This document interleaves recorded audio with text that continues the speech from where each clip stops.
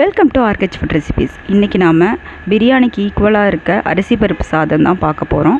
First எண்ணெய் ஊற்றி சீரகம் போட்டு வெங்காயம், பூண்டு, பச்சை மிளகா, கருவேப்பிலை எல்லாம் போட்டுட்டு அப்புறம் தேங்காய் கொஞ்சோண்டு டேஸ்ட்டுக்காக போட்டுக்கலாம். அப்புறம் கல்லுப்பு, தக்காளி, மஞ்சள் தூள், அப்புறம் புதினா, கொத்தமல்லி போட்டுட்டு அப்புறம் உளுத்தம்பருப்பும் துவரம்பருப்பு ஊற வச்சு எடுத்திருக்கேன். அப்புறம் முளைக்கட்டின பயிர் கொஞ்சம், அப்புறம் அரிசி எல்லாம் போட்டு நல்லா அந்த எண்ணெயிலேயே நல்லா வேக விடணும் கொஞ்ச நேரம்.